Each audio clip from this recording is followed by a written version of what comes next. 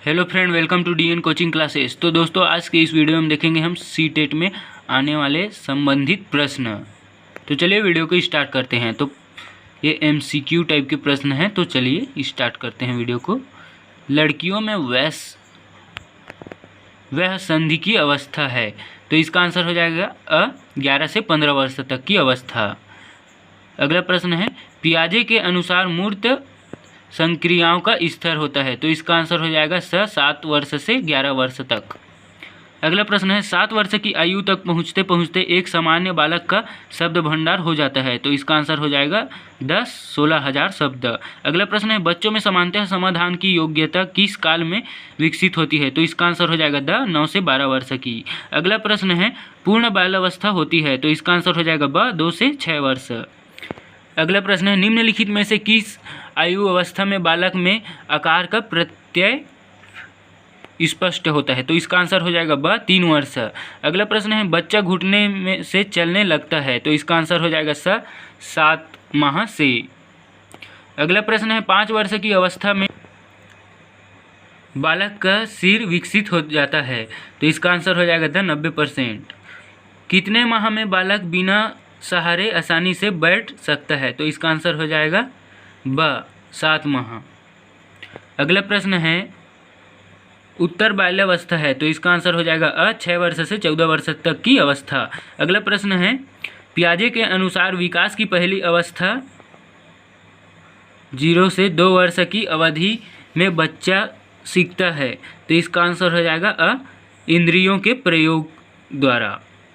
अगला प्रश्न है, बच्चों को मौन वाचन कराना चाहिए क्योंकि इसका आंसर हो जाएगा इससे छात्रों में तीव्र गति से पढ़ने का अभ्यास होता है। अगला प्रश्न है, यह करो या ना करो कौन कहता है, इसका आंसर हो जाएगा पर अहम। अगला प्रश्न है, बालकों में समस्या समाधान की समझ को विकसित करने के लिए निम्नलिखित में से कौन सी विधि अपनाई जानी चाहिए, तो इसका आंसर हो जाएगा उपयुक्त सभी।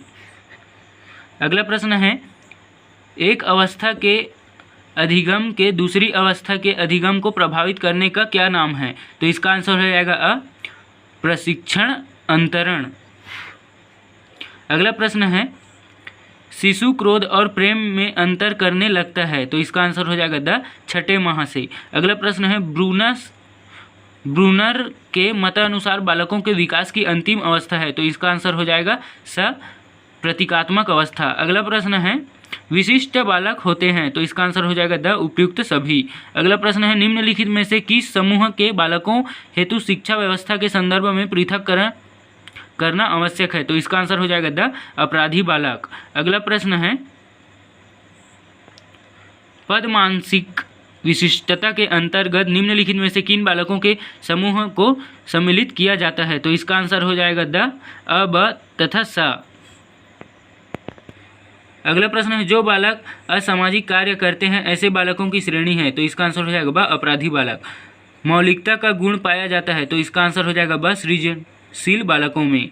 अगला प्रश्न है, वे छात्र जो अपनी बुद्धि, कल्पना अथवा इच्छा से नवीन वस्तु का सृजन या निर्माण करते हैं ऐसे छात्र कहलाते हैं, तो इसका आंसर हो जाएगा सृजनात्मक छात्र। अगला प्रश्न है, छात्रों को अभिप्रेरित करने के लिए कौन से उपाय काम में लाए जा सकते हैं, तो इसका आंसर हो जाएगा उपयुक्त सभी। अगला प्रश्न है, मानसिक तनाव को कम करने का प्रत्यक्ष उपाय है, तो इसका आंसर हो जाएगा उपयुक्त सभी। अगला प्रश्न है, भाषा का विकास होता है, तो इसका आंसर हो जाएगा बोलियों से।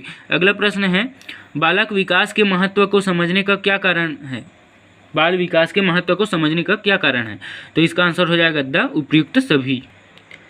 अगला प्रश्न है, 5 से 12 वर्ष तक की आयु को आप क्या कहेंगे, तो इसका आंसर हो जाएगा बाल्यावस्था। अगला प्रश्न है, मानव चिंतन में तर्क का प्रारंभ निम्नलिखित में से किस आयु अवस्था में होता है, तो इसका आंसर हो जाएगा बाल्यावस्था। अगला प्रश्न है, दोहराने की प्रवृत्ति होती है, तो इसका आंसर हो जाएगा शैशवावस्था। आई होप दोस्तों ये वीडियो आप सभी को अच्छा लगा होगा, तो वीडियो को लाइक शेयर करें और चैनल को सब्सक्राइब करें।